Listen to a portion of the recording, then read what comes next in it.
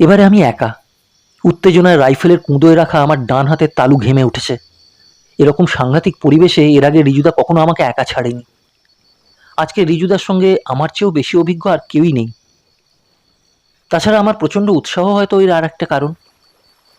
সুতি খালের পাড়ে পাড়ে এক পা করে এগোচ্ছি আমি, খালের মধ্যে এবং দু পাড়ে দেখতে দেখতে। এখন আর রিজুদাকে দেখা যাচ্ছে না। ভাঁটি দিয়েছে, ছোট ছোট রূপলি মাছ লাফাতে লাফাতে জলের তোড়ে নেমে আসছে খাল বেয়ে। খালের সঙ্গে সঙ্গে বাঁক নিতেই একটা অতর্কিত আওয়াজে চমকে উঠলাম। একটা বিরাট বড় মাছরাঙা, নীল আর লাল, মাছ ধরছিল খাল পাড়ে বসে। হঠাৎ কেন যেন ভয় পেয়ে চিৎকার করে উড়ে গেল মাথার ওপর দিয়ে। আমার বুকের ভেতরটা ধকধক করে উঠল। একটু একটু করে সাবধানে এগোচ্ছিলাম। কতক্ষণ কেটে গেছে কে জানে, 15 মিনিট না আধ ঘন্টা। গাছের পাতার দিকে চেয়ে দেখলাম হাওয়াটা কোন দিক থেকে বইছে। আমার সামনের দিক থেকেই আসছে হাওয়াটা। মাঝে মাঝে তাই পিছন দিক ও দুপাশটা দেখে যেতে লাগলাম। আর একটু এগোতেই হঠাৎ একটা জিনিস চোখে পড়ল। সুতি খালের ভাঁটি দেওয়া জল তখন 4 ইঞ্চি মতো আছে। সেই নেমে যাওয়া জলে উপর থেকে রক্ত মিশে আসছে। থমকে দাঁড়িয়ে পড়লাম। রাইফেলটা কাঁধে লাগিয়ে সেফটি ক্যাচ অন করে খুব আস্তে আস্তে এক পা করে এগোতে লাগলাম। এবারে জলটা আরও লাল। কিসের রক্ত ধুয়ে আসছে? সামনেই নালাটা বাঁক নিয়েছে আর একটা। ইঞ্চি ইঞ্চি করে এগোতে লাগলাম এবারে। বাঁকের মুখে এসেই দেখি একটা উটের সমান বড় বাঘ জলের মধ্যে সোজা হয়ে বসে আছে। বাঘটা ট্যাঁকের দিকে মুখ করে নিবিষ্ট মনে চেয়ে আছে। রিজুদাকে দেখেছে বোধহয়, অথবা শুনেছে তার পায়ের শব্দ। আমার দিকে শরীরের বাঁ পাশটা, লেজটা জল ছাড়িয়ে ভাঁটি দেওয়া খালের নরম কাদায় নোয়ানো আছে।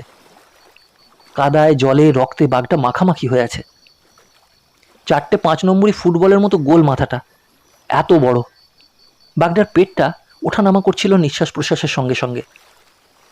আমার বুকটা এত ধকধক করতে লাগলো যে মনে হলো আমি হার্ট ফেল করব। তারপর চুল চুল করে রাইফেলের নলটা ঘুরিয়ে অনেক যত্নে এইম করলাম। আমার মন বলছিল যে এত কাছ থেকে আমি যদি মিস করি তো বাঘ আমাকে কই মাছের মতোই চিবিয়ে খাবে। আমি বাঘের বুকের বাঁদিকে এইম নিলাম। তারপর যত শক্ত করে পারি রাইফেলটাকে ধরলাম। হোল্ডিং ভালো না হলে কখনো এইম ঠিক হয় না। কখন যে ট্রিগারে ফার্স্ট প্রেশার অনুভব করলাম আমি নিজেও জানি না।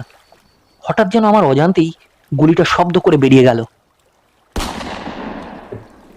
বাঘটা সোজা একটা লাফ দিয়ে উঠল, একেবারে সোজা, বোধহয় হাত 15-20 হবে। তারপর ঝপাং করে পড়লো এসে খালের জলে নরম কাদায়। এবার ওর মুখ আমার দিকে।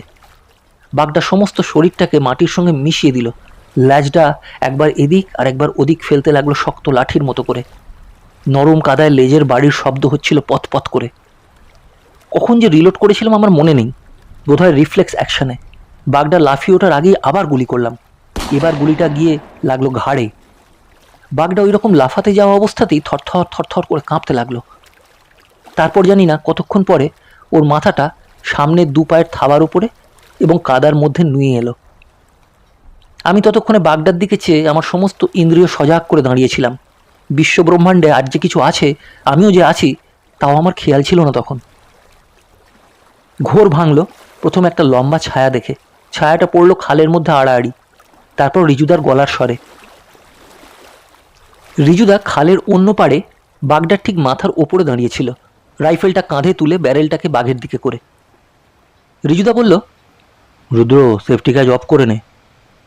আমি সেফটি ক্যাচ অফ করে ট্রিগার থেকে আঙুল সরিয়ে ব্যারেল ধরে রাইফেলটাকে কাঁধে ফেললাম। রিজুদা সুতি খালে নেমে লাফিয়ে খালটা পার হয়ে আমার দিকে দৌড়ে এগিয়ে এলো, মুখময় হাসি। সে মুহূর্তে রিজুদার মুখ দেখে মনে হলো বাঘটা আমি মারায় তার খুশির শেষ নেই।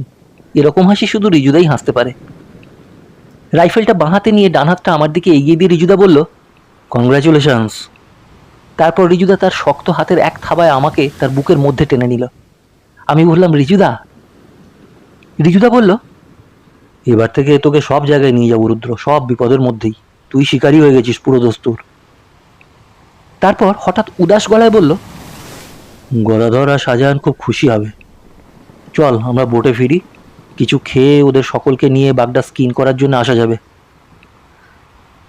ফেরার সময়ও সাবধানে চারধারে চোখ রেখে হাঁটতে লাগলাম আমরা। এমন সময় ট্যাঁকের গভীর থেকে একটা বাঘ ক্রমান্বয়ে ডাকতে লাগলো খুব বিরক্তির গলায়।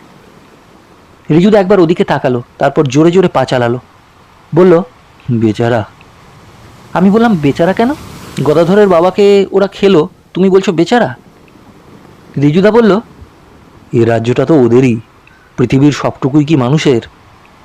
ওদের মনের মতো থাকার জন্য ওদেরও একটু শান্তি স্বাধীনতা তো চাই।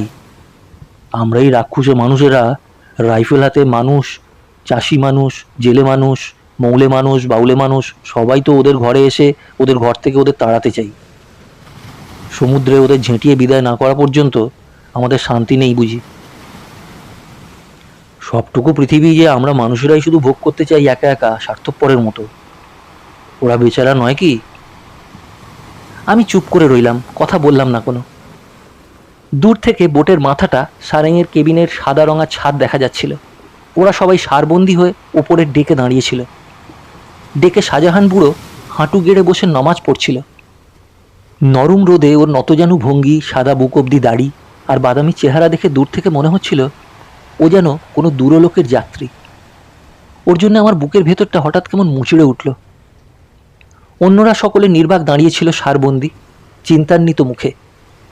বাঘটা কে মারলো, কেমন করে মারা হলো, এসব নিয়ে ওদের কারোরই আর কোনো উৎসাহ ছিল না। শুধু গদাধর বোট আর ডাঙার মধ্যে লাগানো কাঠের তক্তাটা বেয়ে দৌড়ে এলো আমাদের দিকে। বোটের দিকে হেঁটে চললাম রিজুদার সঙ্গে আমি।